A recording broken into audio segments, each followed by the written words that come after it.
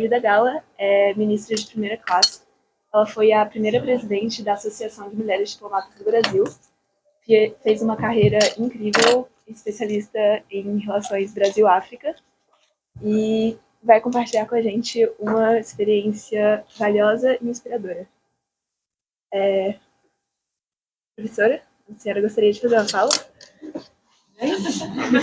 A gente começou só para facilitar, mas já acabaram de começar. Tudo bom? Como é que vai? Tudo bom? Bom dia, querida. Fui eu que meio que deturpei um pouco a ordem. Falei, gente, vamos começar. Assim, começar só nas apresentações. Aí fiz umas perguntas para o pessoal. Mas foi só isso. Ela só... Boa noite. Queria, em primeiro lugar, pedir mil desculpas pelo meu atraso. A gente, às vezes, não consegue estar em dois lugares ao mesmo tempo. Estávamos agora com um evento de homenagem ao professor José Eduardo Faria, que está aqui na sala da congregação, e eu tive que representar ali também a faculdade, por isso meu atraso. Eu peço mil desculpas. Estou muito feliz de estar aqui hoje com a nossa embaixadora. A casa é dela. Que privilégio para a gente tê-la aqui. Quando eu falo a casa dela, a doutora Irene porque ela sempre esteve e sempre está conosco, né? Quantas vezes nós já estivemos juntas em eventos diferentes, com conteúdos diferentes, mas sempre com essa energia, sempre com essa preocupação, sempre com essa atuação. Eu acho que já houve aqui, quando eu entrei, eu já estava ouvindo alguma apresentação, né, da nossa embaixadora, e com destaque, né, a atuação dessa mulher incrível com 40 anos de carreira junto ao Itamaraty, e uma carreira muito marcada, né, por preocupações muito específicas. Então, a primeira coisa que já foi ressaltada, e quando eu entrei eu estava ouvindo justamente isso, é essa especialização nas relações, né, do Brasil com os países do continente africano. E isso moldou muito da atuação dela, das preocupações, dos conteúdos, das falas, o que para a gente é muito, muito relevante e fundamentalmente no mundo que a gente vive hoje. Então, acho que isso é fundamental, assim como é fundamental a preocupação que a embaixadora Irene sempre teve com a questão das mulheres nas relações internacionais. E essa é uma questão muito, muito marcante, muito importante para nós. De fato, hoje, talvez a gente tenha, me corrija se eu estiver errado, mas no máximo 20% das embaixadas brasileiras, né, são lideradas por mulheres. A gente teve um pequeno aumento, né, nos últimos anos, quando a gente fala, né, da diferença dos dois últimos governos. 20% é muito pouco. Se a gente pensar, né, quando a gente fala de carreira diplomática, né, e é uma carreira muito glamourizada, né, sempre, né? A gente teve outro dia um evento aqui na faculdade sobre carreira diplomática. Eu me lembro de um auditório cheio de gente, né, querendo saber mais. Eu me lembro quando eu era aluna de graduação, quer dizer, o sonho de quase todos nós, né, era fazer a carreira diplomática, uma carreira muito bonita, mas é uma carreira ainda muito tida como uma carreira masculina, né, como se esse não fosse um universo para as mulheres, né, e uma carreira dura para as mulheres, né? Que quando a gente fala da representação diplomática no Brasil, do Brasil no exterior, a gente está falando de postos, né, que são ocupados e que exigem, né, uma mobilidade, e uma mobilidade num universo que é patriarcal é complicado, né, porque a mulher normalmente acompanha o seu companheiro, o seu marido, né, para onde ele vai. O contrário não é visto como normal numa sociedade ainda machista. E quando a gente fala, né, de representação diplomática brasileira, a gente está falando de um exercício de liderança, né, de uma função de poder, e todo poder ainda é muito atrelado à figura masculina. De fato, quando a gente fala das embaixadas do Brasil, as 20 maiores embaixadas do Brasil no mundo, e é isso que causa aquele glamour quando a gente fala de carreira diplomática, né? Quando a gente pensa em embaixador ou embaixatriz, aonde, né? A gente fala das grandes embaixadas, né? E quando a gente pensa nas 20 grandes embaixadas brasileiras no mundo, né, delas, só em uma, na Embaixada de Washington, a gente tem uma mulher. Nas outras 19, a gente tem homens, né, na liderança. Né? E essa é uma questão que sempre foi muito tratada como preocupação pela doutora Irene, né? As dificuldades da diplomacia como uma carreira para as mulheres. Justamente por isso, a embaixadora esteve, né,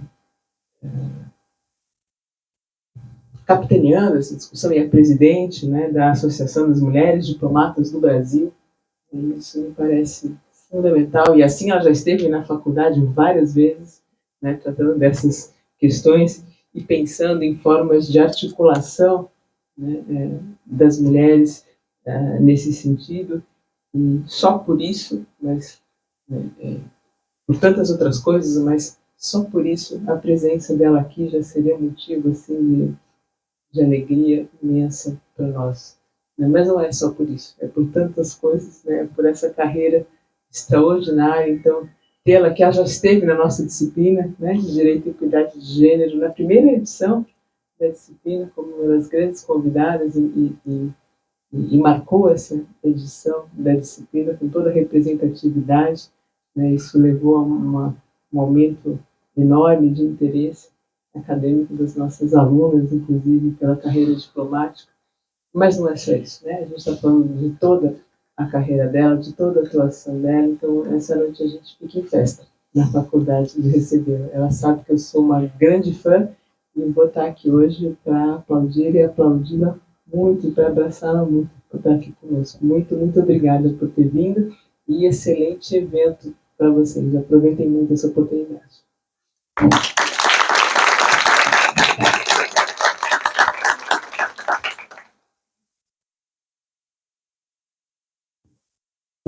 Embaixadora, a primeira questão. Quando eu era mais jovem, eu lembro de ouvir uma engenheira dizer que gostava de se vestir de forma brilhante e bonita para mostrar para meninas menores que elas não precisavam abrir mão da própria feminilidade para alcançar seus objetivos acadêmicos e profissionais. Ela queria que elas entendessem que podem ser excepcionais em ciência e tecnologia sem se limitarem a estereótipos. Afinal, mentes curiosas são essenciais nessa área, e curiosidade não tem gênero.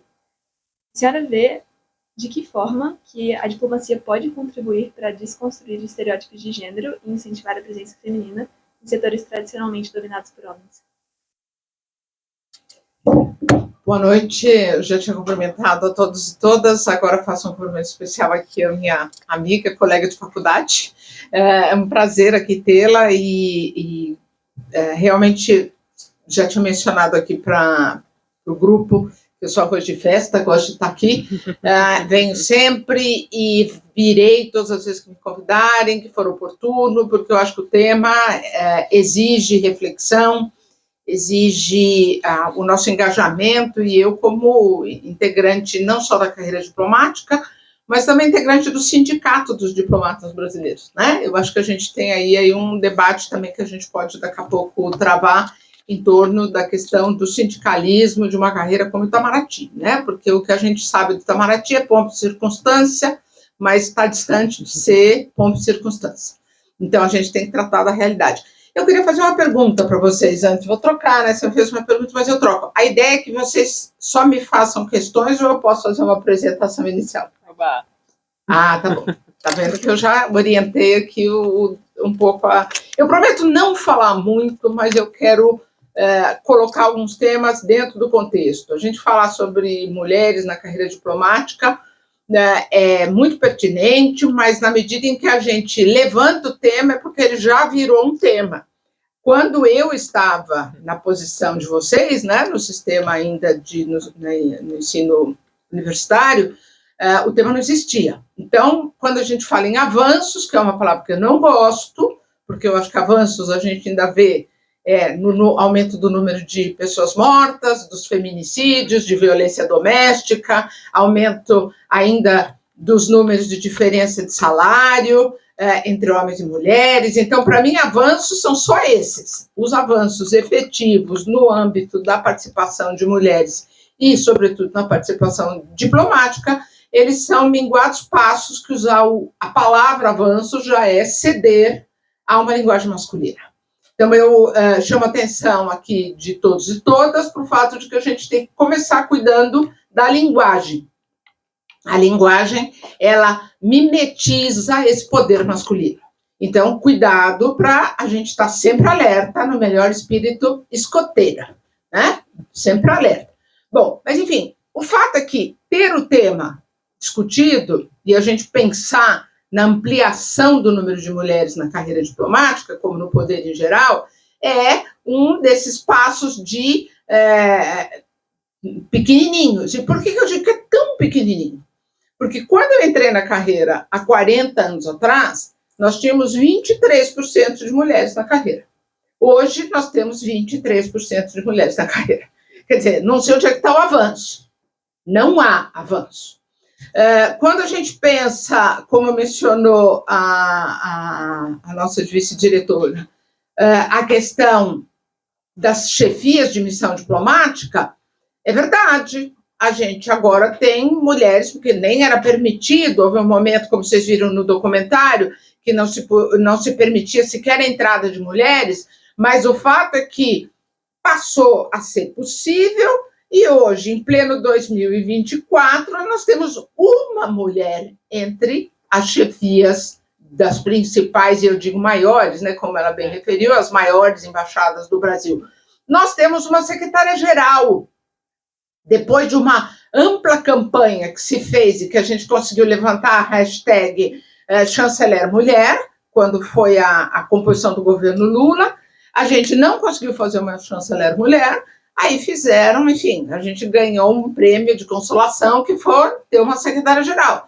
Mas nós continuamos com a nossa hashtag mulher chanceler. O Brasil é o único país na América do Sul, não, é o único país nas Américas, no conjunto do Canadá ao Chile, junto com o Uruguai, que nunca teve uma mulher chanceler. Então, nós temos que ficar insistindo nisso. Por isso, eu trago esses números, trago esses dados para a gente não se deixar seduzir pelo tema do avanço. Quando eu trago esse tema para todos vocês, a minha primeira ponderação é: esse tema não é um tema para as mulheres. Esse tema é um tema para o conjunto do espaço político brasileiro, do espaço universitário. Por quê? Porque não são as mulheres que têm que reclamar a participação. É o conjunto da sociedade que tem que reconhecer o mérito e a diferença da presença feminina. Porque o que nós temos se nós prosseguirmos fazendo as mesmas coisas com as mesmas pessoas, nós vamos ter os mesmos resultados. E quando a gente vai pensar em termos de política internacional, a gente vê que nós não estamos caminhando neste momento para bons prognósticos. A gente, depois de cerca de 80 anos de uma paz frágil, mas uma paz construída sobre o fim da Segunda Guerra Mundial, a Constituição da ONU, nós estamos caminhando para um período em que o multilateralismo está em profunda crise e a gente começa a olhar a possibilidade de um conflito de grande escala. Não que ao longo desse período de 80 anos não tivéssemos tido guerras, tivemos várias, mas muito concentradas. O que a gente está vendo agora é a possibilidade de um conflito de larga escala. Mais do que isso, a gente está vendo um recrudescimento da construção dos aparatos militares, com gastos militares de alto, crescendo, né, ocupando mais espaço orçamentário dos vários países. Isso mostra que a gente não está num bom momento internacional. Mais uma razão para a gente pensar o que dá para mudar no sistema internacional. Um dos elementos que a gente pode mudar, e eu acho que homens e mulheres podem dizer, todos os amantes de uma tentativa de paz, vamos mudar os atores. Ou melhor, vamos incluir atrizes, como eu costumo dizer, né? Tem aquela velha história não, que são os Guerrilla Girls, não sei se você conhece, uma campanha que surgiu nos Estados Unidos que mostrava, entre outras coisas, a participação das mulheres nas artes. E dizia que tem um cartaz deles, né, delas, que diz assim: no museu no Met, né, num dos maiores museus dos Estados Unidos, apenas 5%, eu posso errar no número, mas é alguma coisa desse jeito, apenas 5% da presença entre artistas é de mulheres, mas 95% dos nus são femininos. Então, nós somos atrizes de um processo, né? Então, a gente quer ser atriz na execução da política externa. Por isso, rapazes e meninas, né? Ou rapazes e raparigas, que é um termo português para fazer o par, homens e mulheres aqui presentes, o que a gente tem que pensar, como nós podemos alterar a conformação da produção do sistema internacional. O sistema internacional, ele é, sem sombra de dúvida, construído sobre matrizes machistas, patriarcais, e é nisso que a gente tem que refletir. É sobre isso que a gente tem que refletir quando a gente pensa na participação de mulheres. E quando a gente fala em participação de mulheres, eu não posso me restringir à questão da representatividade. Porque nós somos 50%, talvez um pouquinho mais de 50%. É verdade, nós somos. Mas não é só por isso. Isso já seria uma razão importante. Mas a questão é a contribuição diferenciada que a gente pode oferecer. E aí, o que a gente observa? Há pouquíssimos estudos que tragam uma reflexão sobre qual o papel da mulher já historicamente na área internacional. Nós podemos nos beneficiar de alguns estudos que são na área de política interna, de gestão política, por exemplo, em municípios, onde já há dados que indicam que a gestão das mulheres nas prefeituras tem um impacto diferente, sobretudo na área de distribuição de serviços. Há uma percepção. Há também números, menos, enfim, talvez não sei quão rígidos, porque é difícil trabalhar isso, associado à questão de corrupção. Mas, no setor público, tem sido muito alinhavado e trazido para o debate a conveniência de trazer mulheres para oferecer melhores resultados na lógica do capital, de produção de lucros e de vantagens. Então, se no setor privado, se no setor da política pública doméstica, nós já temos alguns estudos que mostram isso, por que não pensar que no setor internacional algo semelhante possa se produzir?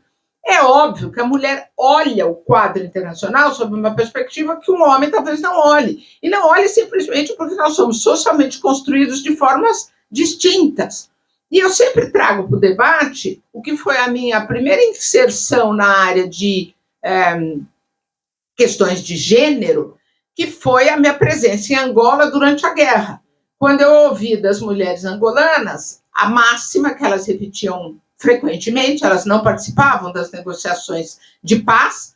A resolução da ONU que fala de mulher, paz e segurança é do ano 2000, e eu estou falando de 1993, 94, as mulheres angolanas diziam que uma mulher não manda seu marido e seu filho para a guerra.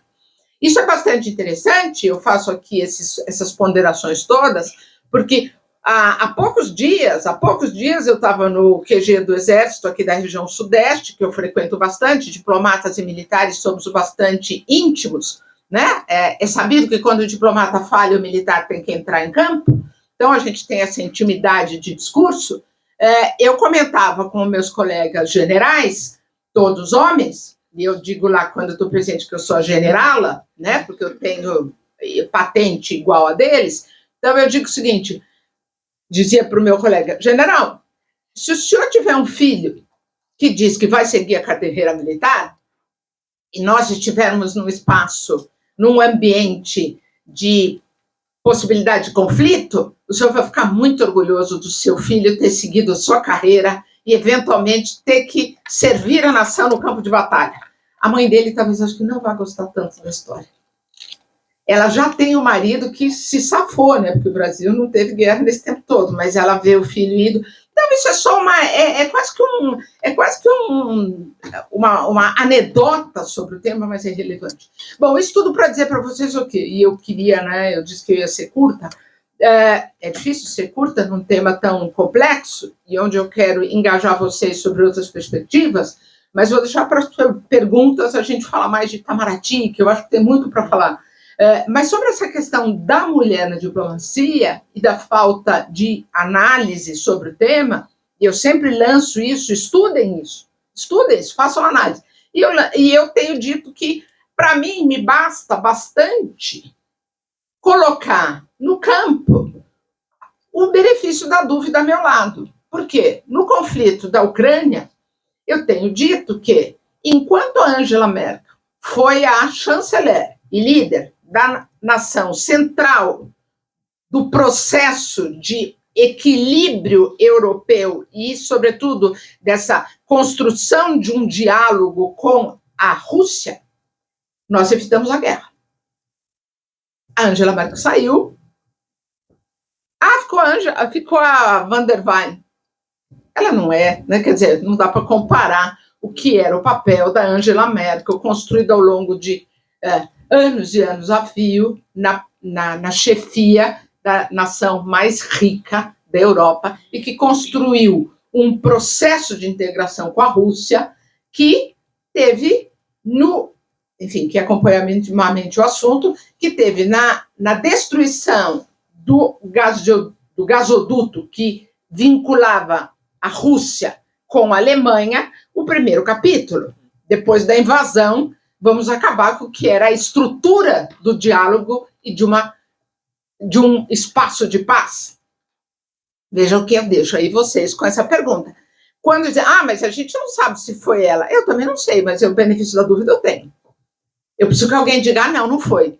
Se disser me convencer, está muito bem. Se alguém quiser estudar a negativa, enquanto isso, eu fico com a proposta. Mas, enfim, o que é importante nesse nosso debate, além de incluir homens e mulheres, porque o ganho é um ganho social e é um ganho na orientação de construir um mundo de paz, né, através de atores e atrizes diferentes, o que eu quero um pouco também trazer para nós é como é que esse debate está inserido num contexto de mulheres no espaço público.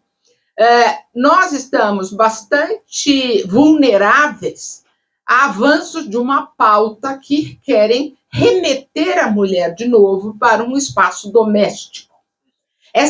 E vejam, aqui talvez esteja meu primeiro desafio para todos e todas nós. Nós temos esse ambiente e nós vamos ter que ceder, como negociadores e negociadoras que somos. Talvez a primeira negociação que a gente tenha que fazer é adequar a linguagem, para que a linguagem não choque e não seja uma linguagem facilmente captada por quem quer derrubar a nossa pauta. Então, por exemplo, eu adoraria chegar aqui, talvez, né, e falar assim, vamos acabar com o patriarcado, vamos derrubar o machismo, né? Talvez não seja essa linguagem que a gente possa utilizar, porque ela vai contaminar. Talvez eu não possa chegar aqui e falar assim, porque nós temos a extrema-direita. Olha, eu não vou chegar aqui e falar porque o capital explora, ele construiu-se sob a exploração dos cuidados não pagos das mulheres. Tudo isso está no debate da agenda de gênero, né? Tudo isso, quando ela me fala do feminismo, de ser feminista, eu ouço aquela pergunta e eu falo assim, meu Deus, a gente está longe disso, né? O problema é tão outro do que a roupa que eu vou usar, né? A roupa que eu vou usar é irrelevante. O importante é o discurso que eu vou fazer. E eu consigo me impor pelo discurso. Na hora que eu tiver que me impor pela roupa, é porque eu estou muito pobre de discurso. Então, a minha preocupação é qual é o meu discurso, qual é o nosso discurso. E o nosso discurso é um que adequa-se, que possa, né, que se adeque, para usar um bom português, que se adeque a um ambiente muito pouco permeável hoje à nossa agenda. Então, nessa adequação de discurso, eu tenho que superar dois elementos. O primeiro é o debate partidário. Nós temos que levar a agenda da participação política para um nível suprapartidário. Então, eu tenho que me cuidar e tenho que pensar como é que eu vou trazer todo o pessoal que se apresenta como contra o debate de gênero para dentro da nossa pauta. E o que eu vou usar como instrumento? Eu vou usar temas que são que não tem como variável a questão político-partidária. como, por exemplo, a violência de gênero, como, por exemplo, o feminicídio, como, por exemplo, a redução de salários. Nós temos uma agenda muito objetiva que não passa pela linha política. E a gente tem que ver quanto as mulheres, em todos os lados do espectro político, estão sendo pautadas pelos homens. E o que a gente tem que mostrar é qual é a sua preocupação. Vamos conversar aqui entre vocês de várias igrejas, de vários credos, de nenhum credo, né? Quais são os problemas que hoje nos afetam? E vamos ver se aí a gente consegue construir uma pauta que seja suprapartidária. E o segundo aspecto que eu mencionei é a questão econômica do capitalismo. Se eu for esperar a superação do capitalismo para dizer que eu vou cuidar da questão do gênero, eu não vou, sabe quanto tempo eu vou adiar essa luta? Enquanto o processo de contenção do poder feminino ou de organização patriarcal das relações é anterior ao capitalismo. Então, por que eu tenho que superar o capitalismo e tenho que superar a vitória de um ou outro partido? Nós temos que realmente nos colocar como esses desafios. E é isso que eu quero fazer. Então, quando eu venho falar com as pessoas, eu não quero saber se você é de uma igreja, se você é não religioso, eu não quero. Eu quero saber quais são as pautas, se você é homem ou mulher, quais são os objetivos que a gente tem e que são comuns. Então, neste tema, a gente tem que superar os silêncios que são impostos às mulheres. A gente não fazendo parte da agenda política, a gente replicando um discurso masculino e a gente ficando refém de partidos e da agenda, vamos dizer assim, econômica, a gente está fadada a um silêncio. Esse silêncio a gente tem que romper. E esse silêncio ele é tanto na política externa oficial, quanto é um silêncio na própria disposição de participação política. O silêncio oficial, e vocês viram, né, a falta de visibilidade de mulheres na política constrange a entrada de novas mulheres na política. Então, a gente tem que lutar contra esse silêncio. A gente tem que mostrar a nossa cara. E aí vocês falam assim, os rapazes que estão aqui parte desse discurso, eles têm que entender, vocês, homens, têm que entender que a composição da cena precisa ser valorizada mediante a inclusão da diferença. Um elemento comum nesse nosso debate é a valorização da diversidade. Quem não entender que a diversidade é valiosa, está realmente com mais dificuldade de participar dessa aliança. A gente está falando de uma aliança, tá? Bom, então o que nós estamos aqui pensando é como é que, em última análise, a gente aumenta um espaço democrático. A gente está falando de participação política. Sem espaço democrático, não tem participação política. Então, o meu engajamento será sempre no sentido de preservar os espaços democráticos. E nesse espaço democrático, e buscar a participação da mulher em tudo. Não posso pensar que a gente vai ter, e aí a gente vai começar a falar já de Itamaraty, não consigo pensar que a gente vai ter a possibilidade, não é nem ter o resultado, é ter a possibilidade de ter o resultado. E esse resultado é mais mulheres dentro do Itamaraty, se a gente não tiver mais mulheres no conjunto do espaço político. E eu vou contar um pouquinho para vocês algumas experiências que comprovam essa minha tese. Então, eu acho que a minha mensagem aqui, depois de ter dado essa contextualizada e poder responder caso a caso aí as questões mais associadas ao Itamaraty, eu acho que as pessoas que estão aqui, todos nós, todas nós, a gente tem um objetivo: mostrar para as mulheres que elas têm que ser muito mais proativas e conscientes dos debates. Não dá para você levar esse debate levianamente só como eu quero passar no Itamaraty. Não dá.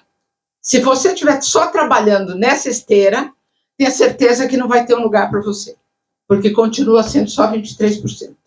Então, se vocês, mulheres, colegas que querem entrar no Itamaraty, não se engajarem nessa mudança do conjunto da política, vocês vão ter que ser realmente aquela aves rara, que vão ser 23% de 50%. A outra é arregimentar os homens para um debate, para uma política, para uma militância que é de inclusão. Se nós não conseguirmos arregimentar os homens e trazê-los para a compreensão, para o letramento, está aí uma fala que, não sei, talvez a gente tenha que abrir mão dela, né, porque ela é muito carregada de sentido. Mas homens cultos, informados, têm que entender a riqueza do valor da diversidade e da inclusão. E é isso que eu peço, que eu, enfim, conclamo os homens aqui presentes e outros que queiram centenar num novo tempo, façam, assumir o discurso da diversidade, da democracia e da inclusão. Dito isso, eu acho que a gente pode passar rapidinho, então, aqui, só vou dar alguns dados sobre Itamaraty, para a gente poder, para eu poder fazer respostas, né? Eu tenho que começar por uma nota negativa. A gente pensa se a gente parte do geral para o particular ou do particular para o geral, como método, ou se a gente vai das boas notícias para as más ou das más para as boas, né? Então, eu acho que eu vou partir das más para as boas. Posso? Claro. A carreira diplomática hoje está bastante complicada. Bastante complicada. Nós temos números expressivos de colegas que conseguem entrar e resolvem abandonar a carreira. Nós temos colegas que estão observando, estão percebendo e estão já vivenciando o fato de não ter possibilidade de ascensão funcional, de estarem parados na carreira e não verem possibilidade de chegar nem perto do topo. E aí você fala, mas eu não quero ser embaixador ou embaixadora. Tá bom, mas você não vai ter aposentadoria, porque hoje em dia as aposentadorias são compostas pela média do espaço que você trabalha. Hoje em dia nós temos uma carreira que vivencia essa falta de fluxo, mas não só isso. Nós temos uma carreira que vivencia uma infantilização dos secretários e secretárias. São pessoas de 40 anos, 15 anos de Itamaraty, que trabalham em funções que eles e elas olham e falam assim, mas eu estou fazendo isso? Quer dizer, é isso? Eu estudei tanto para estar aqui e fazer isso? Nós estamos vivendo um problema muito sério. Eu poderia, estou aqui constrangida por uma câmera que vai me mandar para o Brasil inteiro, né? Mas o fato é que, sobretudo, nós temos que ser honestos, e eu tenho que ser honesta com vocês. Nós temos um problema na carreira, e é por isso que eu até mencionei aqui de eu fazer parte hoje do sindicato, porque nós vamos tomar posse agora no dia 25, o primeiro sindicato, a primeira direção do Sindicato dos Diplomatas Brasileiros, que estará entregue a 2 secretários, presidente e vice-presidente, 2 secretários. Historicamente, nós tivemos, quando muito, ministro de segunda classe, quase embaixador, ou nos períodos mais recentes, embaixadores, muitas embaixadoras, tivemos sempre uma tradição de ter mulheres também aposentados. O que isso reflete? Isso reflete que as bases se mobilizaram para falar assim não dá. A gente precisa de um sindicalismo que faça a função clássica de um sindicato. Então, vejam, essa é a boa notícia que eu trago para vocês. Eu comecei pela má e cheguei à boa. Nós temos hoje uma disposição de quem entrou dentro da carreira de fazer mudanças. Foi a base, os diplomatas e as diplomatas jovens que estão vendo esse paredão que não dá perspectivas nem de progressão funcional, nem de realização profissional, foi esse pessoal que, em novembro do ano passado, levou a então presidência da associação a pedir, da associação do sindicato, a renunciar em bloco. Então, entrou um grupo que, composto dessa base rebelde, vamos chamar assim, eu gosto disso, né, dessa base que entendeu que era hora de tentar salvar o barco, e nós fizemos um mandato tampão, que acaba agora dia 25, eu entrei nesse grupo, entrei lá porque eu adoro uma movimentação, que eu acho que é minha responsabilidade também participar disso, e entrei no grupo porque estava, à época, na presidência da Associação das Mulheres, e entendi que, como associação de mulheres, nós tínhamos muito pouco espaço, mas se a gente fizesse uma presença dentro do sindicato, que tem outro tipo de estrutura e de relação com o patrão, a gente tinha melhores chances. Então, entrei para lá. Nós estamos cumprindo isso, tivemos uma nova eleição. Nessa eleição, que foi em agosto do ano passado, pela primeira vez houve 2 chapas concorrendo. Olha só, Itamaraty está virando coisa boa, né? Vocês estão gostando, né? Assim que é bom. Nós tivemos 2 chapas, tivemos um número recorde de votos, e a chapa que ganhou, que é do pessoal manifesto, né? Do pessoal mais, dessa galera mais jovem, que vai ter primeiro presidente e vice-presidente, que são secretários, ganhamos por 45 votos num universo de 800 votos. Vocês veem que a coisa foi difícil, professor. Parabéns. Bom, mas o que a gente quer fazer? A gente quer discutir a carreira, a gente quer uma nova lei de serviço exterior, a gente quer pensar métodos de trabalho dentro do Itamaraty, a gente quer pensar saúde física e mental de diplomatas. A insatisfação com a carreira está produzindo doenças mentais em níveis que a gente não tinha registro. Então, ao trazer essas notícias para vocês, eu estou trazendo essa nata, né, de gente que tem a oportunidade de pensar o que eu quero, e eu quero ser diplomata, é pouquíssima gente que pode se dedicar a esse estudo. Eu quero trazer vocês para essa reflexão.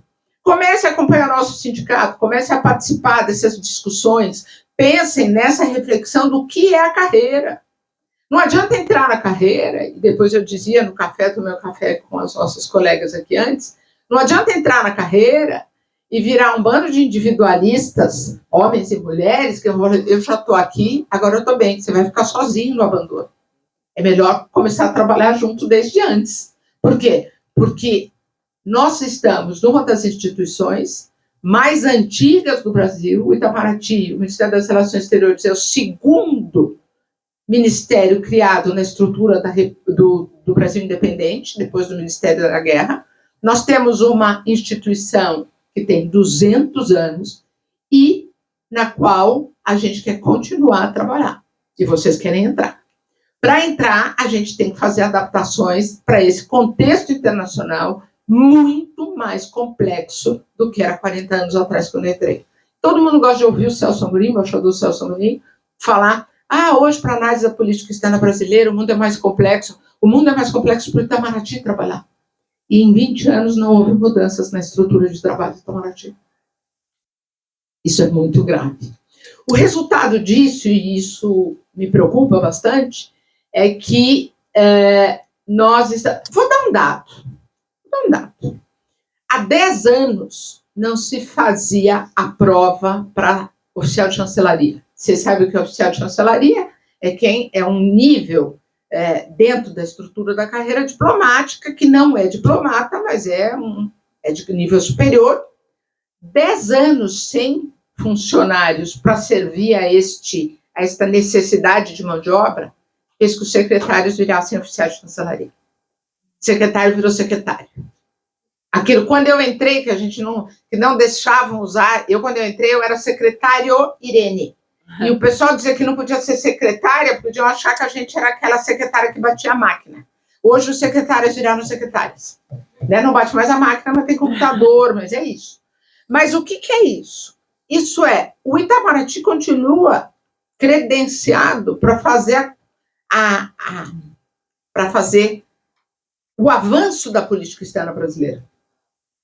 Só que este avanço da política externa passou a ser uma ação múltipla, de múltiplos agentes, o que é bem, é democrático. Então, hoje a gente tem a sociedade civil, que participa muito mais intensamente, embora ainda possam entender que pode ser maior o papel, mas a sociedade civil participa. Todos os ministérios participam, né? Todos os ministérios. Na época que eu entrei, a gente não tinha Ministério da Fazenda falando de política externa. A gente tinha um diplomata dentro do Ministério da Fazenda falando de política externa na questão. Por exemplo, tivemos nos anos 90 as negociações, o professor ainda não é nascido, tivemos as negociações, e não é fazer você muito jovenzinha, só porque realmente é o passado longínquo. Nós tínhamos as negociações sobre a dívida externa brasileira, e as negociações, nós tínhamos diplomatas que sentavam nas negociações. Nós tivemos embaixador Recupero, ministro da Fazenda, nós tivemos Sérgio Amaral, ministro do Desenvolvimento, nós tínhamos diplomatas que ocupavam postos na Secretaria de Estado, na esplanada dos ministérios. Ou seja, eram os tentáculos da política externa e de uma burocracia do Itamaraty na esplanada. Hoje o que a gente vê é essa esplanada tendo uma oportunidade de fala, poderemos discutir um direito de fala sobre temas internacionais, em que o diplomata não senta mais. E aí, aí todo mundo que me vir, ou que me ouvir, vai falar assim, você está sendo super, como é que se diz, quando você quer proteger os interesses? Corporativista. Eu falo assim, estou no meio de futuros. Vamos ser todos corporativistas aqui, né? Mas a questão e depois podemos pensar em não ser corporativistas e refletir sobre isso, mas ser corporativista significa, em última análise, preservar a Constituição. Porque a Constituição diz que quem faz política externa é diplomata, que tem que prestar concurso público, que tem que ser brasileiro nato. E hoje a gente vê a política externa sendo compartilhada por uma série de órgãos que reclamam legitimidade, ganharam essa legitimidade, mas que passaram a ser concorrentes do Itamaraty. Então, vocês vejam que é interessante, e foi no governo Bolsonaro que isso até legalmente se viu como texto, né, com o compartilhamento da prerrogativa de atuar em política externa. Então, isso faz com que, se por um lado, eu sempre dou a má notícia, depois a boa, se por um lado a gente vê essa necessidade de recuperar para o Itamaraty, e recuperar com os diplomatas, e com os diplomatas fazendo política externa, não sendo secretários e secretárias dos ministérios. Vou dar um exemplo aqui, não é um parênteses. Quando há uma delegação internacional indo para a COP, por exemplo, a COP de Baku agora, quem faz todo o secretariado de todas as comissões, de todo mundo que vai, é o Itamaraty. Olha o que viramos, secretários. Não tem oficial de chancelaria, quem faz? Vocês, terceirinhos secretários e terceirinhas secretárias. Para isso que vocês vão estudar para burro? Não. Então, a gente tem que mudar a nossa expectativa do que a gente vai fazer lá. A gente entra no Itamaraty para pensar, discutir, refletir política externa. Não para ser secretário e secretária da esplanada dos ministérios e da sociedade civil, que legitimamente ganha espaço, mas isso tem que ser trabalhado. Bom, dito isso, qual é a boa parte disso? Quem não entrar no Itamaraty pode trabalhar na sociedade civil e dos outros ministérios. Porque aí a gente tem um outro tema, e depois desse eu realmente concluo. Quando eu peço o engajamento de vocês, é porque nós estamos vivenciando uma realidade, que é a realidade do Estado mínimo. Do Estado que vai perdendo a sua capacidade de atuação para ceder esse espaço para alguém, é óbvio, né? Não há vácuos. Se o Estado perde, alguém ganha. E por que eu falo isso? Porque diante da complexidade do sistema internacional, diante do tamanho do Brasil, do tamanho dos espaços onde a gente pode estar e deve estar e precisa estar para defender os interesses brasileiros. Diante destes desafios, 50 diplomatas por ano é uma piada. Tá? Eu dizia aqui para as meninas, nós aqui somos mais de 50, vocês são mais de 50. Vocês vão começar a cortar o fígado uns dos outros, para dizer assim, eu vou entrar e você não. né? Aqui o laboratório quer pensar de estudarem juntos, está muito bem, vocês vão todos estudar juntos, mas assim, espero que eu passe, você não, né? Gente, não pode ser esse o princípio. O Brasil precisa de uma carreira diplomática em que nós tenhamos muito mais a contribuição de pessoas como vocês, de pessoas que vão se preparar para pensar política externa a partir da perspectiva do Itamaraty, que não é a perspectiva da sociedade civil, que não é a perspectiva do Ministério dos Povos Indígenas, do Ministério do Ambiente ou do Ministério da Fazenda.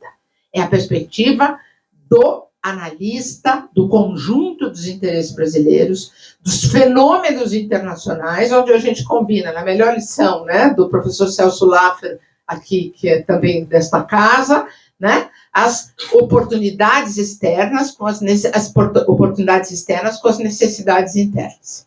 Então, vejam, por que eu falo isso? Vocês precisam lutar por mais de 50 vagas por ano. Como é que vocês vão fazer isso? Não sei, deixa aí, vocês são criativos, eu só estou dando a dica. Por que a gente tem que diminuir, né, nessa saga de diminuição do Estado, né, nessa saga, o Itamaraty está pagando um preço alto. E esse preço alto, quer dizer, quando o ministro Celso Amorim, no início do governo Lula, houve 4 turmas de 100 e que se identificava a necessidade do Brasil ter muito mais gente para pensar o sistema internacional, a lógica era essa. Hoje o pessoal diz, foram essas turmas que bloquearam. Não, o problema não é bloquear, o problema foi não ter se pensado numa carreira onde nem todo mundo vai chegar a embaixador ou a embaixadora.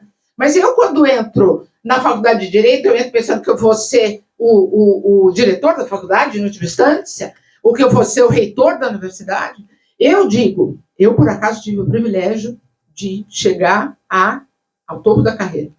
Mas eu digo por meus colegas e minhas colegas, servir o Brasil vale a pena em qualquer situação. Servir o Brasil é o que a gente quer. Seja como secretário, secretária, seja como conselheiro, seja parando no meio da carreira, mas desenvolvendo a qualidade do trabalho que a gente vai entregar. Eu dizia, hoje, agora há pouco, que um dos problemas que a gente, nessa reflexão que a gente está fazendo sobre mudança da carreira diplomática, uma das coisas que a gente quer é mudar a ideia da especialização. Quer dizer, o Itamaraty não gosta da especialização. Historicamente, o diplomata é um especialista em generalidades. Como disse o meu mentor dentro do Itamaraty, o especialista em generalidade pode esconder uma mediocridade multifacetada. Duro isso, né? É duro isso. Mas, o que isso quer dizer? O contexto internacional, a sofisticação dos temas, passa a demandar especialistas. E esses especialistas, não pode ser um diplomata tá lá negociando o quê? Se ele não entende o assunto. Ele vai ter que entregar a negociação do tema, no detalhe do tema, para terceiros. E é o que eu estou dizendo que a gente não quer fazer. A gente quer estar no debate sobre o tema. Então, se você, qualquer um de vocês, ou qualquer uma de vocês, entra na carreira e resolve escolher um tema hoje candente, que é toda a questão de regulação das redes internacionais, né, das redes sociais, ou desse fluxo de notícia, de informação. Nós temos um colega no Itamaraty que hoje está começando a se especializar nisso. A gente vai precisar de muita gente entendendo disso. A gente precisa de muita gente entendendo de vários temas. E não dá para a gente terceirizar o entendimento de temas internacionais.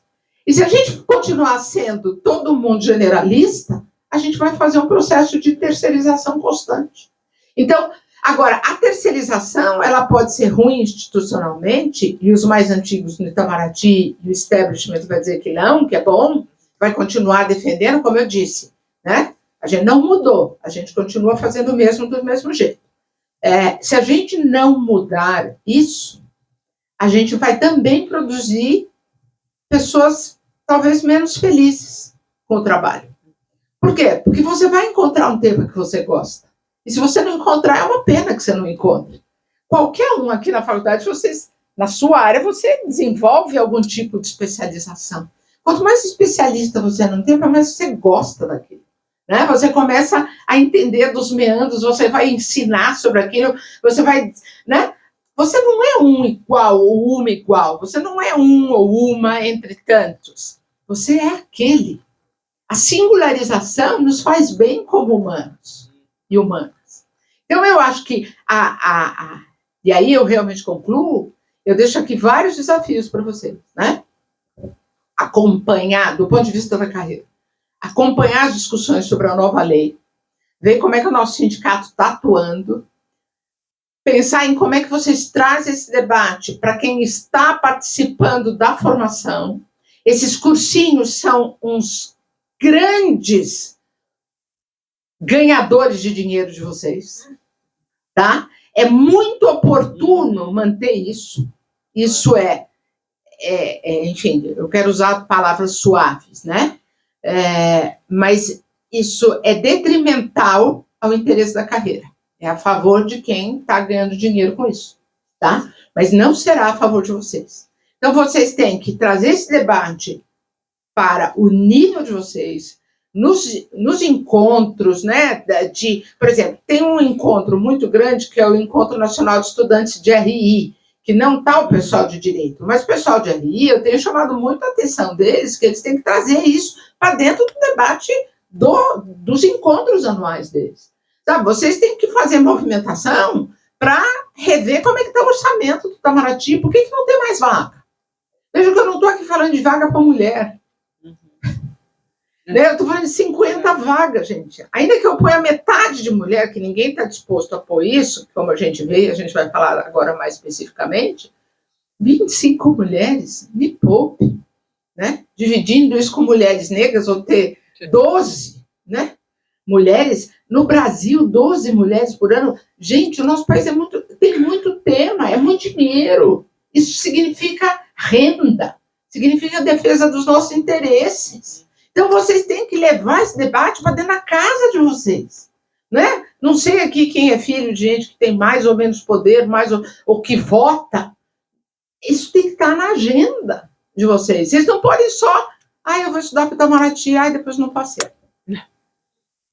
Passei, agora vou cuidar dos meus interesses, aí depois não dá.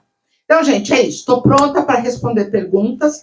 Vim aqui dar um banho de realidade para vocês, porque não é glamour, é luta.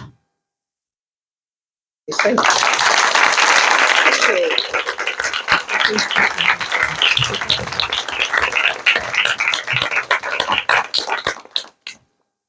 Embaixadora, eu tenho uma pergunta inicial para... Mas é da roupa? Vai lá, tudo bem, brincando. Pegar um pouco mais de detalhe do que a senhora tinha falado. A senhora vê que talvez tenha uma tendência a médio prazo de melhoria com essa nova geração de diplomatas que conquistaram, por exemplo, notáveis mudanças sindicais? Não foram notáveis mudanças. De novo, cuidado com a linguagem. Né? Não houve notáveis mudanças, houve um pequeno passo. A gente não teve mudanças. Né? Ainda não temos um ambiente propício a mudanças. Tá? Falando em questões de diversidade no Itamaraty, não sei se vocês estão ao corrente, né? Em novembro do ano passado, o presidente Lula aprovou um decreto, que é o decreto do Programa Federal de Ações Afirmativas. E esse Programa Federal de Ações Afirmativas, pela primeira vez, né, fala em mulheres como público beneficiário de ações afirmativas. Havia antes, no legislativo, exclusivamente associado a eleições, né, cotas de participação no fundo partidário, composição de números de candidatas, aí surgem todas as laranjas, mas fora desse ambiente, no espaço público, não havia nenhuma referência a mulheres como beneficiárias de ações afirmativas. Ok, agora temos. O Itamaraty vai apresentar dia 4 de dezembro, e eu convido vocês a ficarem atentos e atentas, vai apresentar o seu plano federal. O que o Itamaraty apresentou como a sua proposta para cada cada ministério, né? E esse é a proposta para dentro do Itamaraty. Mas nós já tivemos, com o sindicato, acesso às propostas. Tem avanços, e aí sim avanços, que são bem interessantes, que são avanços na transversalidade do tema de gênero na política externa. Isso é interessante, né? Então, a gente vem observando que na área, por exemplo, de direito de comércio internacional, os acordos passam a fazer uma cláusula de gênero. E o Itamaraty não teve nenhum problema em incorporar isso, né? Até porque a nossa diplomacia é uma diplomacia bastante precursora e bastante progressista nos debates internacionais sobre as questões de gênero, até ampliando para toda a pauta LGBT, enfim. Ok. Quando chega em mudanças internas... Bom, outra coisa positiva, na área consular, atenção às mulheres que moram no exterior, os formulários consulares terem oportunidade para você colocar seu nome social, no caso, né, de transgêneros enfim, todas as condições em que o nome social é diferente do nome do documento. Então, essas sugestões foram incorporadas sem problema. Quando chega na condição de presença de mulheres, presença de negros, presença nas chefias, entrada no Rio Branco, ascensão funcional privilegiada, há uma série de propostas sem um número, sem um compromisso objetivo, sem nada que você possa indicar assim, ainda que vamos aumentar 10%. Não, nem 10%. Não quer haver nenhum compromisso. E aí houve o Itamaraty vendeu bem aí recentemente uma ideia de que ele colocou cotas no CACD. Quem ouviu cotas para mulheres no CACD? Quem é que ouviu essa história? Ouviu? Não foram cotas, né? E eu vou explicar para vocês por que não foram. A gente queria, quando eu renunciei à presidência da associação em julho, porque estava dando muito murro em ponta de faca, e aí eu falei, não, estrategicamente não é mais inteligente, vamos mudar aqui o espaço de atuação, e é o que a gente quer fazer agora no sindicato. Porque o sindicato é um sindicato progressista. O que significa que grande parte dos colegas mais jovens, e não só, admite a necessidade da mudança. Quem não admite a necessidade de mudança é quem está bem estabelecido no poder, porque o poder é composto pelos meus colegas homens, né? E esses não estão dispostos a ceder para si e para os seus. Bom, enfim, a proposta que nós fazíamos como Associação das Mulheres Diplomatas era paridade no ingresso, paridade no exame. E nós até, aproveitando o trabalho que foi feito pelas juízas que tentaram e construíram um parecer jurídico legitimando um número específico, uma linha de promoção específica para mulheres para a segunda instância, nós tentamos construir e pedimos, né, um parecer jurídico mostrando que haveria base legal para a gente propor um concurso paritário. O Itamaraty sequer levou o assunto, professora, à consultoria jurídica. Negou até a análise. E o próprio Ministério o MIG, né, que é da Inovação e Gestão, preferiu não mexer nisso. No concursão, o concurso, né, o Enem dos concursos, já havia discussão, porque eu faço parte de um grupo de mulheres no serviço público. E a gente já tinha pensado se a gente ia tentar pôr no concursão. Mas aí todo mundo falou, não, ainda é muito novidadeiro, a administração pública inteira está querendo contratar a gente, se a gente põe isso e que se judicializa, a gente inviabiliza, então não vai pôr. Mas o Itamaraty é um concurso à parte, então eu falei, legal, vamos levar isso para o Itamaraty. O assunto foi sequer considerado pela consultoria jurídica. Eu falo isso aqui com algum detalhamento na Faculdade de Direito, está aí outra área para vocês trabalharem. Se houvesse um ato administrativo propondo ou determinando que o edital, ou determinando que haveria paridade de gênero no ingresso, alguém poderia, de fato, judicializar. Por quê? Porque a lei de concursos não permite. Isso é fato. É a interpretação que você faz dos compromissos do Brasil no plano internacional e de outros compromissos, porque o direito internacional está acima da lei normal. Então, nós temos que abide, né, tem que aceitar isso. Mas, enfim, não vou entrar no componente jurídico. O fato é que, se o ato administrativo fosse contestado na justiça, a gente podia, em alguma forma, levar o assunto ao Supremo. E aí a pergunta é, qual é o ambiente no Supremo para talvez aceitar isso? Lembre-se, quando houve o voto do Supremo para os negros, também foi novidadeiro, também foi uma interpretação. Então, por que a gente não levava, porque a gente não levaria esse tema dos concursos com paridade de gênero? Não. Então, o que a Tamara nem considerou? E aí, o que fizeram? Né? Acho que a gente é tonto, né? Ou tonta.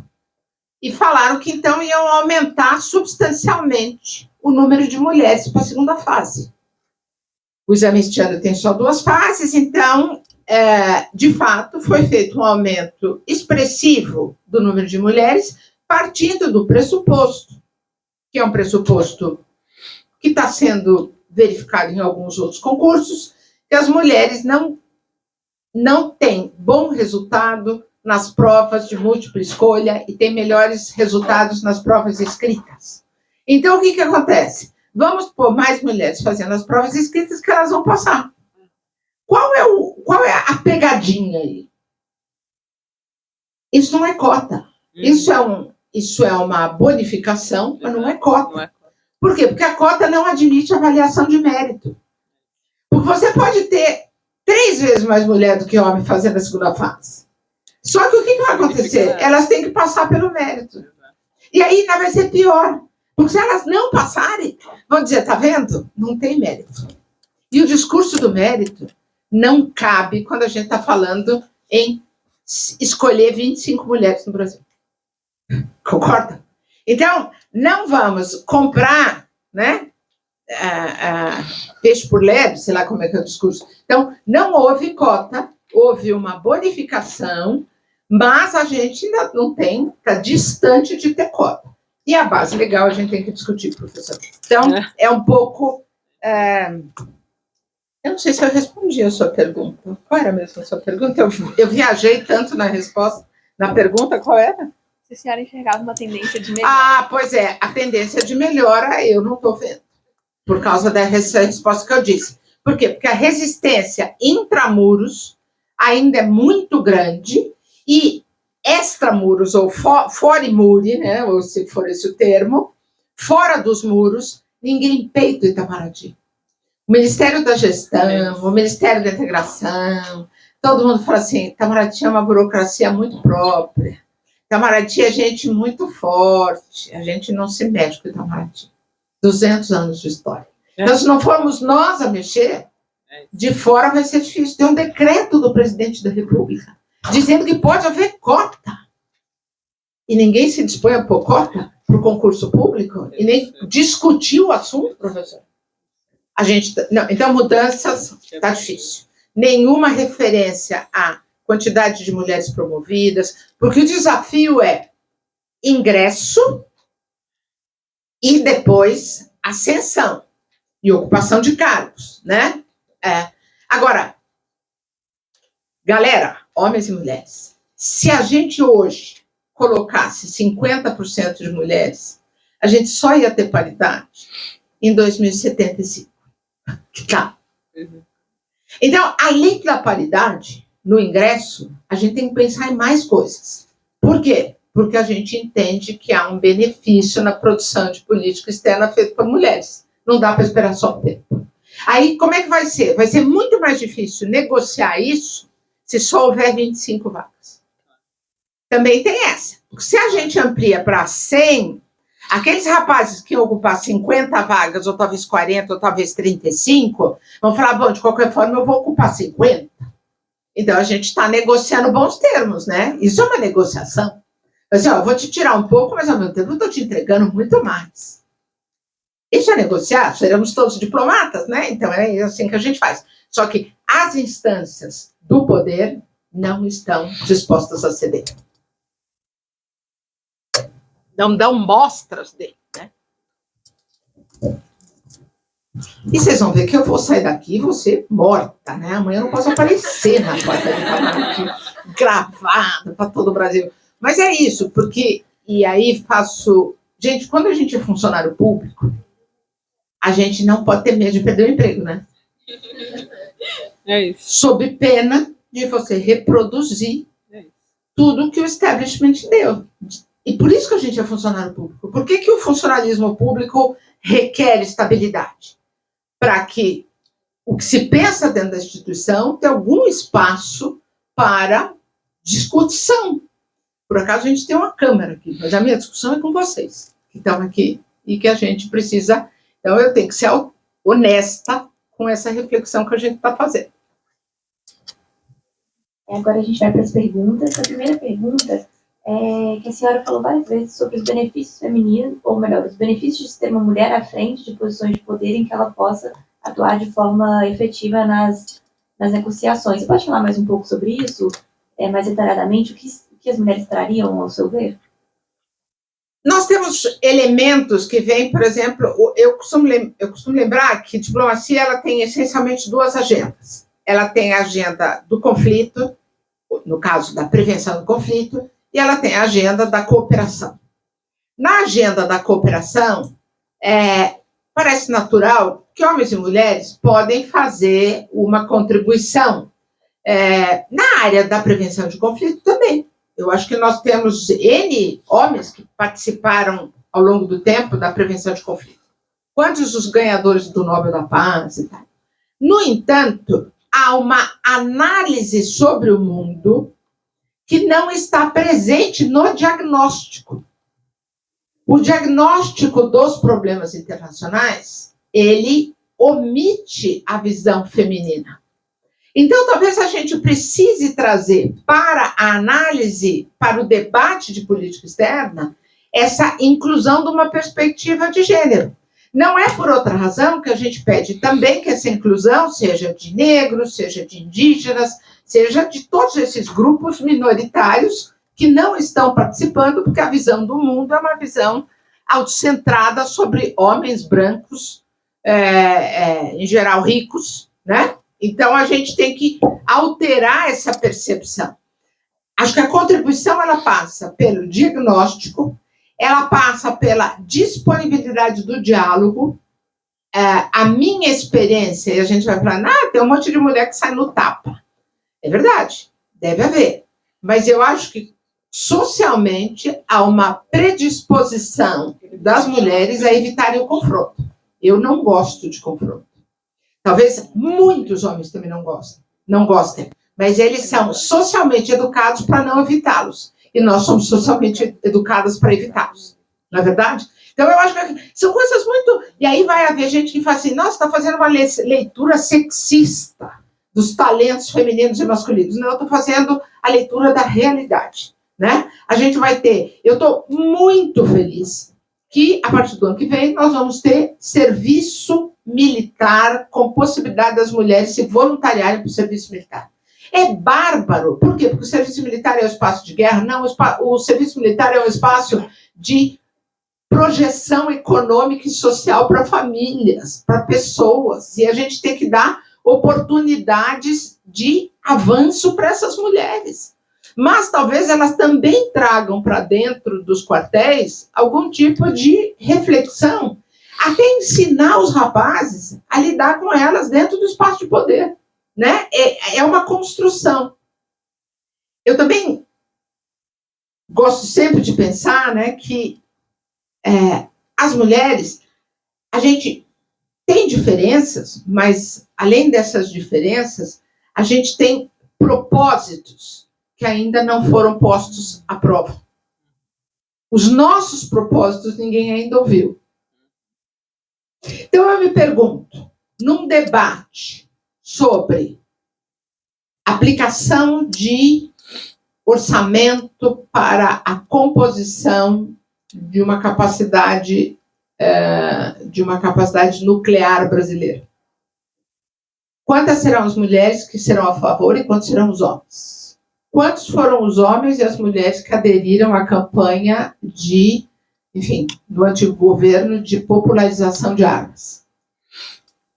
Então, a gente tem propósitos diferentes. Então, eu acho que aqui eu estou dando alguns exemplos, né? Eu acho que já é bastante para mostrar que são propósitos, são análises do que a gente tem, além da forma de fazer, né? Posso só fazer um parênteses? Tem um dado muito interessante sobre isso, sobre lideranças femininas, lideranças públicas femininas. E são várias pesquisas, não só feitas no Brasil, mas mundo afora, sobre essas lideranças que trazem números que são muito importantes. Então, é além da representatividade, né? Além dos 50-50, quer dizer, a questão não é só matemática e a questão também não é só da chamada massa crítica, né? Que é isso que eu tenho que ter uma quantidade mínima de mulheres para que eu tenha o debate sobre temas que são os nossos propósitos, né? Para que eu tenha, mas são dados que são muito, muito relevantes. Por exemplo, né? Em comparação com lideranças públicas masculinas, né, quando eu tenho lideranças femininas, eu tenho 35% menos de chance de envolvimento com corrupção e clientelismo. Olha que interessante. Eu tenho, né, no âmbito público, 24% de redução de mortalidade infantil quando tem lideranças femininas, né, em cargo. A gente está falando de política interna aqui, né, mas dá para fazer uma boa comparação. Eu tenho a atração de até 60% a mais de investimentos externos, quando eu tenho lideranças públicas femininas, né? E a gente tem um exemplo muito próximo de nós, né, que vem da Covid. Né? Quando a gente fala da pandemia de Covid que a gente teve, né, os países liderados por mulheres tiveram um resultado, no sentido de quantidade menor de mortes, muito expressivo. Então, Islândia, Nova Zelândia, Taiwan, né, por conta de uma postura diferenciada, mais proativa, mais rigorosa dessas líderes femininas em relação aos cuidados, né, e à saúde coletiva. Então, olha a diferença que fez. Né? E aí não é o benefício da dúvida, a gente tem o dado. Né? É muito, muito, muito diferente. Eu não estou falando que as mulheres são melhores do que os homens, mas eu estou falando que são características diferentes que também não são características genéticas. São características que são culturais, que são impostas socialmente, por conta dos estereótipos, inclusive, né? Porque a nossa sociedade tem essas divisões, né, sociais, mas olha que interessante esse outro olhar. Olha os benefícios que isso gera, inclusive, e para quem gosta de falar sobre isso, né, no mundo capitalista que a gente vive, inclusive benefícios econômicos, né, que são muito, muito gritantes. Mas era só um parênteses que eu queria trazer esses dados. Exatamente, ótimo, obrigada. Talvez algumas de vocês saibam que eu estou muito envolvida na questão de simulações do modelo ONU, né? A gente está aí dentro do escritório e agora levando isso para o Brasil inteiro. Eu outro dia tive uma ideia. Eu falei, vamos fazer, e não sei quando eu vou fazer, mas eu vou fazer. Vamos fazer 2 comitês idênticos, um só com mulheres e um só com homens. E vamos ver o resultado desses comitês. Né? Pode ser que a gente comece a falar, bom, as mulheres pensam internacionalmente dentro das matrizes intelectuais masculinas, né? Referencial teórico, referencial analítico. Mas, de repente, a gente vai começar já a ver algum tipo de diferença ali. Fica aí eu sei que aqui na USP vocês fazem, né? Por que não fazer? A gente tem que sair sendo criativo e pensando em novas soluções. A próxima pergunta é de uma aluna que estava aqui assistindo o documentário. Ela falou que teve uma moça que deu o seu depoimento, falou que quando ela passou, uma embaixatriz falou com ela que não era um cargo de mulher, e com isso a gente queria saber um pouco da sua experiência, também da doutora Bechara, com como é que porque a gente fala muito desse apadrinhamento masculino, esse clubismo masculino, mas como é isso no seio da carreira, em que momentos da carreira de vocês perceberam que tinha isso, que às vezes vocês tiveram que, às vezes, se destacar mais do que um homem, justamente por serem mulheres, assim, momentos muito precisos, muito, não sei, mais, digamos, em cargos de alto nível, digamos assim. A gente tem muita curiosidade sobre isso. Como é que é, sabe, essa realização? Não realização no sentido de accomplishment, mas você perceber isso e ter que lidar com isso. Para mim, a experiência é quando você vai chegando no topo. Durante o processo, você é cooptada no sistema, você não faz barulho, você pode entrar e participar. Há espaço para você, né?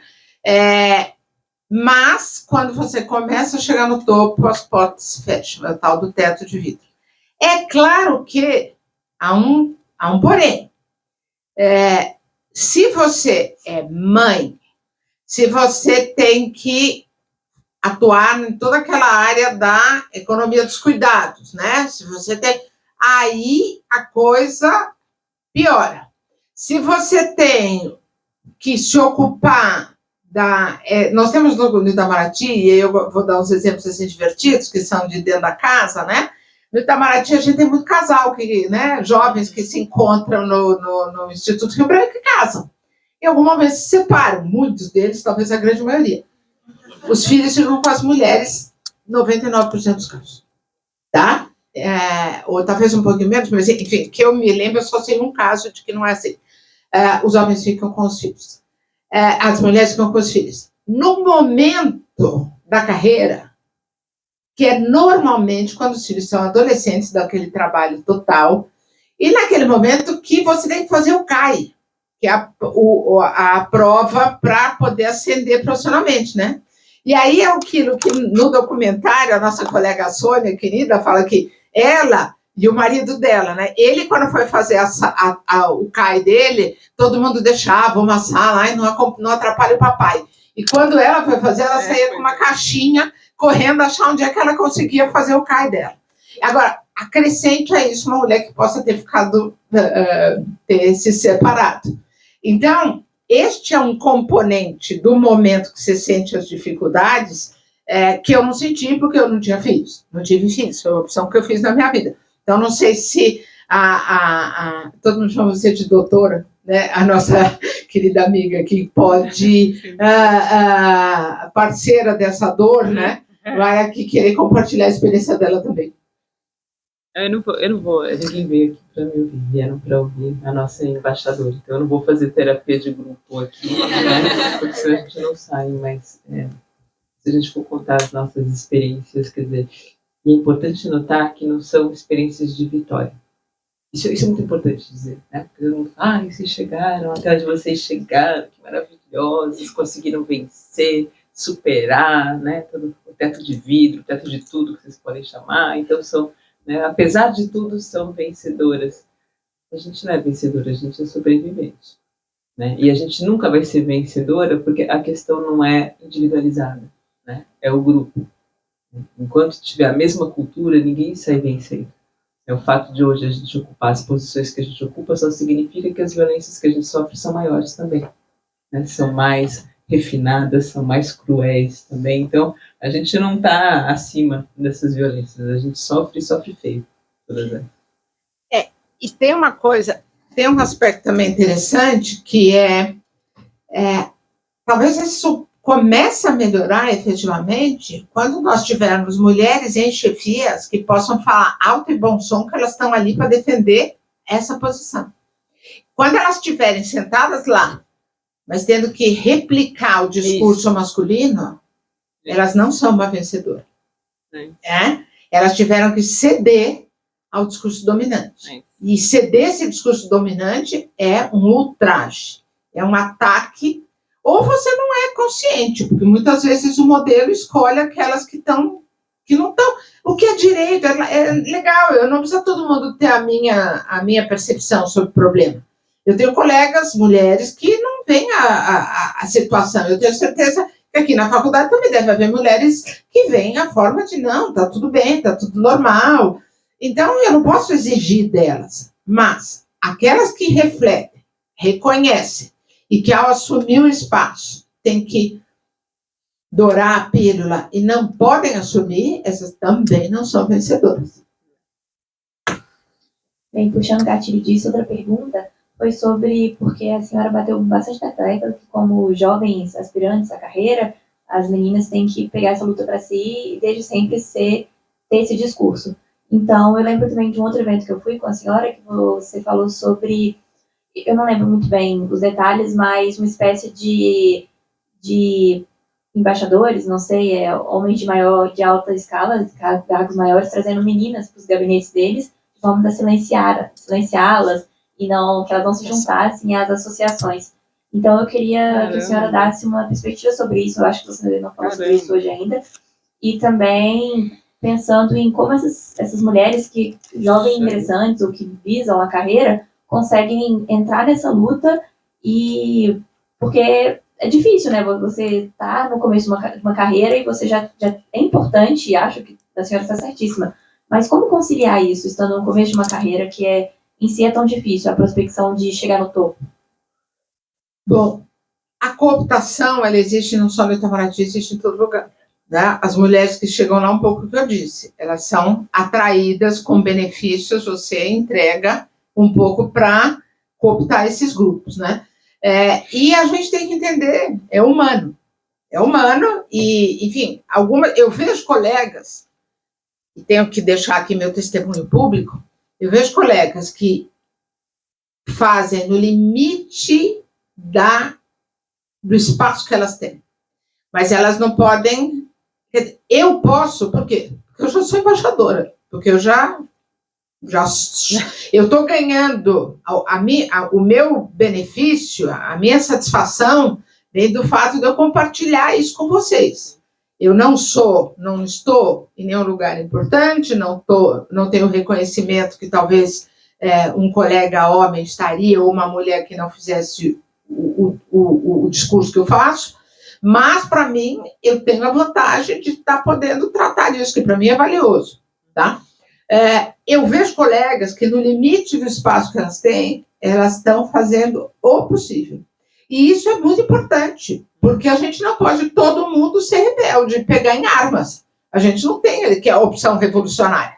A gente tem só a opção institucional. Então, alguém está fazendo o debate e os outros, ou as outras, mas também os homens, vão estar fazendo ali, negociando os espaçozinhos onde dá para fazer. Mas isso é a política internacional também, né? Ou é a política nacional.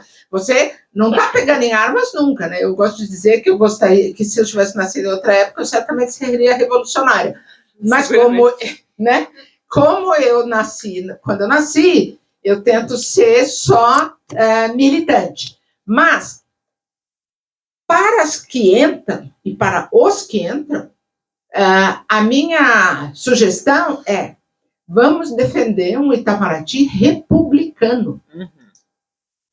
Se nós tivermos mecanismos que sejam republicanos, eu não preciso negociar um espacinho de privilégio, porque as regras estão estabelecidas. Hoje, o Itamaraty não é, no tocante à gestão de pessoal, republicano. Nós não temos regras explícitas e reconhecidas e admitidas pela maioria, porque vão dizer, mas tem regra. Agora pergunta se a maioria acha que essa regra vale. Não, então ela não é legitimada. Então ela não é.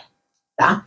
Então, se você não tem regras que digam claramente como é que você pode ser promovido, como é que você pode ser removido, como é que você pode ser escolhido para trabalhar num lugar de prestígio que vai te dar acesso a gente importante que depois vai te pôr bem na foto. Tudo isso é feito a partir de um princípio personalista. Então, o que vocês podem fazer? Eu sempre busco oferecer soluções. Eu acho que a gente tem um espaço de construção. E o espaço de construção, mais um para a agenda, e quando eu falo que vocês acompanhem, tentem acompanhar o nosso sindicato, uma das coisas que a gente realmente quer colocar nessa nova lei de serviço exterior são esses princípios democráticos, mas, sobretudo, republicanos de ocupação de cargos públicos. Eu ouvi de uma alta liderança do Ministério da Integração, da Gestão, alta liderança, me dizia assim: Irene, embaixadora, Banco Central, Itamaraty e Forças Armadas, a gente não mexe. É um serviço público diferenciado. Aí eu falei assim: por favor, nos inclua. A gente precisa, quer dizer, esse excepcionalismo, essa coisa, o Itamaraty é tão especial, o Itamaraty é tão maravilhoso. Não, a gente quer ser só serviço público. A gente quer só cumprir as normas da gestão da carreira pública. A gente está fazendo tantos avanços no Brasil no tocante à gestão da coisa pública, né? A despeito de ser pouco reconhecido, mas estamos fazendo. Isso não tangencia o Itamaraty.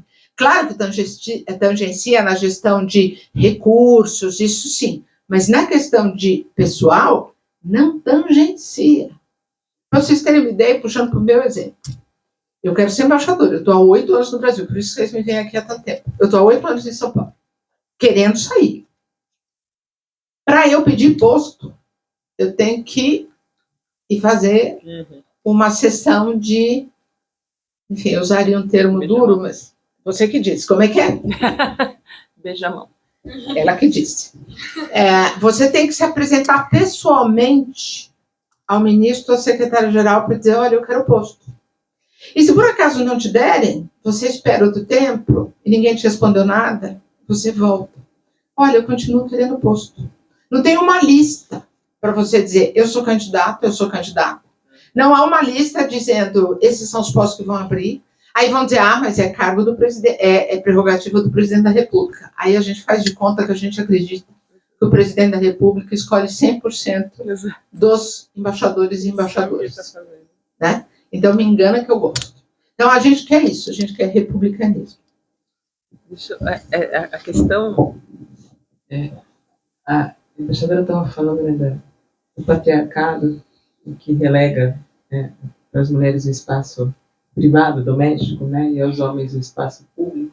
A política, seja ela interna ou externa, é espaço público por excelência. Né? Portanto, por conta do patriarcado, ela vai ser um espaço masculino por excelência, né? Um espaço onde as mulheres tendem a ser essencialmente excluídas. Para sair disso, precisa de articulação. Articulação das mulheres. Faz pouco tempo, esse ano, um grupo de mulheres poderosas, se reuniram num jantar, assim, uma noite, para discutir sobre as mulheres na cúpula do judiciário brasileiro. É um problema, né? Para a gente que faz direito sabe disso, né? Tem pouquíssimas mulheres na cúpula do poder judiciário. E é um problema, porque é lista, porque, né, tem todo, enfim, tudo que envolve mérito, disputa por mérito. Hoje as mulheres são maioria em geral nas áreas. Tudo que envolve disputa política, as mulheres perdem feio. Né? Cúpula do judiciário é disputa política. Né? E aí essas mulheres poderosas se reuniram, né, numa noite para discutir como é que a gente faz para impulsionar candidatas mulheres para o Superior Tribunal de Justiça. Né? E foi super problemático. Primeiro, a dificuldade de saber quem seria impulsionada. Porque as mulheres têm dificuldade de se articular entre si. É a cultura da escolhida do baile. Né? É um pouco... Duas mulheres juntas não estão juntas, elas estão competindo. É isso que a sociedade espera de duas mulheres no mesmo ambiente. Que elas, né, venham a competir para ver quem vai ser a escolhida para dançar no baile. Né? É a velha história do baile. Segundo, a dificuldade desse grupo de mulheres poderosíssimas para entender a dinâmica da articulação política que tinha que ser feita para levar o nome de uma mulher como uma candidata viável, né, a realmente ser escolhida, né, a chegar a ser ministra do Superior Tribunal de Justiça. Desconhecimento total. A gente se perguntava: mas como é que a gente faz? Porque isso se conversa, né, no chamado terceiro round lá em Brasília. Né? Sabe, na hora do uísque? Quando as coisas se articulam, e a hora do uísque não é uma hora feminina. E as mulheres não sabem fazer isso. Não porque nós sejamos burras, mas porque a gente está fora desse contexto. Então a articulação feminina é muito importante, e isso não é intuitivo. Isso tem que ser bem pensado, estrategicamente pensado. Então, quando a gente se une aqui, sistematicamente para conversar, quando a gente traz a embaixadora Irene, quando há essa reunião de mulheres, e dentro do Itamaraty, quando essas mulheres conseguem se reunir e pensar, isso articula. Na faculdade, dentro da Faculdade de Direito, quantas mulheres tem aqui? Alunas, a maioria já é mulher, hoje. Ligeira maioria, né? Quase 50-50. E de professoras? A gente tem menos professora na São Francisco do que na Poli. É surreal, né? Quando eu falei para a professora Lied, que foi diretora da Poli, ela ficou me olhando e falou, puxa, ela achando que a área dela fosse ruim, ela levou um susto para São Francisco. Como é que a gente começou a mudar as coisas e a discutir gênero aqui? Quando as mulheres, as professoras, resolveram se encontrar, professoras que mal se conheciam, se conversavam, resolveram se encontrar sistematicamente para sair para beber. A gente sai junto para beber. Olha que loucura. Que coisa idiota. É aí que começa a articulação. A possibilidade de articular, de falar de problemas, de falar de questões. Olha que interessante. Então, esse esforço para as novas gerações é fundamental. Parar de pensar, e a embaixadora Irene falou isso várias vezes, né? Não posso ser individualista. Eu estou estudando muito para entrar em Itamaraty, quando eu entrar, entrei. Pronto, agora vou tentar me esforçar lá para tentar atingir o máximo que eu puder atingir. Não. Né? Não. Isso é a cultura da escolha do bairro. Né? É um pouco... Vamos articular. Articular não é nós contra eles, né? Não é a loucura de ficar, não é isso. Mas articular no sentido estratégico mesmo. Vamos pensar nos problemas em conjunto. E essa liderança, que eu acho incrível, que é muito, muito bem exercida pela nossa embaixadora. Esse papel de liderança na articulação política dessas mulheres. No bom sentido. Obrigada aí pela referência. Engraçado que eu estou muito ativa com as mulheres do Judiciário. Tive num evento do CNJ, vou agora num evento que vai ter no TRJ do Rio de Janeiro, no TR Rio de Janeiro, e estou na articulação de mulheres no serviço público, porque a gente tem que trabalhar todas juntas, né? E todos juntos, né? Agora, eu queria trazer sobre essa questão do espaço público e privado e a questão partidária. Observem, comecem a ficar atentas, né? Atentos também, mas para a articulação que começam as mulheres a fazer tanto no Senado quanto na Câmara. Há movimentos, há bancada feminina. Prestem atenção para a articulação da bancada feminina. A gente tem que apoiar essa bancada feminina. Essa bancada feminina está fazendo o que no âmbito político não se consegue fazer. Você consegue pôr mulheres do que a gente, enfim, está entendendo, vendo como extrema-direita, com o que a extrema-direita chama das comunistas, né? Então, a gente está ali num grupo que temos pautas comuns. Então, isso é legal. A gente tem que explorar isso, essa nossa capacidade de conversar além da linha partidária. E aí, na contramão disso, e aí é uma coisa que talvez seja a mais dura que eu vou falar aqui, pelo menos dura para mim, é a gente olhar a liderança feminina no atual governo. A gente tem uma liderança no atual governo que é frágil. Quem é que vê a nossa ministra das Mulheres falando, ocupando espaço público? Né? Aí a gente pergunta assim, será projeto? Sabe aquela história como é que era da professor da área de educação, o nome Darcy Ribeiro. Aquele dia que o problema da educação no Brasil não era um problema, era um projeto. Então eu pergunto, o problema da liderança política no atual governo é um problema ou é projeto? E aí amanhã eu acabei de acabar com todas as minhas chances de conseguir qualquer coisa em qualquer governo, né?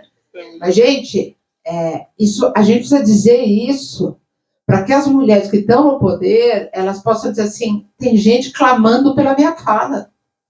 O que é o debate político do governo? Agenda de cuidados, né? Que é muito importante. O cuidado vai se resolver quando a gente resolver a pauta política. Quando a gente tiver a pauta política bancada, há uma sequência sequência, é daí que nasce o resto, é daí que brota. Então, o que a gente quer é espaço político. A CEDAW, que é a Comissão de Direitos da Mulher, né, contra a discriminação contra a mulher, contra a discriminação da mulher, acaba de ter um relatório das relatoras, não dos países membros, né, porque os países membros não vão lá, mas onde as mulheres têm que ter, a demanda das relatoras desse último documento feito na CEDAW é uma demanda por paridade em todas as instâncias de poder político. É por aí que a gente vai. E é engraçado, hoje eu estava vendo um documento que estava falando assim, vamos pedir cotas para o poder político. Não, a gente pede paridade, depois a gente negocia a cota. A gente pede paridade. Né? Mas a gente tem que olhar com esse olhar crítico como está sendo a participação das mulheres no espaço político. Né? A gente tem, por exemplo, uma liderança forte, que é a liderança da primeira-dama, mas a primeira-dama não tem uma posição política, ela não foi eleita. Na verdade, ela foi escolhida por um homem para ser esposa. Né? E a gente está um pouco refém de uma pauta que é conduzida não pela institucionalidade, mas pelos vínculos domésticos, né? O que também é complicado. Nada contra, muito a favor, né? Todas as forças são importantes, mas a gente tem que olhar. A principal voz de liderança feminina hoje que a gente tem é a mulher do presidente da República. Duro, né? A gente quer muitas vozes. 9 horas, chega. Eu queria agradecer a senhora, a doutora Bechara também. É muito bom ter vocês aqui, professora da casa, formada daqui. E muito obrigada mesmo. Esse tipo de evento é muito bom. Ter uma pessoa um discurso de qualidade. Eu vou em todos os eventos que a senhora faz aqui na faculdade, já fui em vários, e eu participei da divulgação do evento, e eu falava em todas as salas que as pessoas não iam se arrepender se viessem. Nossa, muito obrigada. Gente, olha, ótimo estar aqui. Eu acho que tem uma referência, né? Dizem que diplomata é aquele que faz, né? Aquela carinha boazinha e tal. Eu não sou antidiplomata. Eu sou aquela pessoa que reconhece valor na diplomacia brasileira no seu último grau. E é em prol desse valor que eu estou aqui, conversando com vocês, na expectativa de também poder contar com a contribuição de vocês entre os nossos quadros num futuro breve. Muito obrigada e boa noite.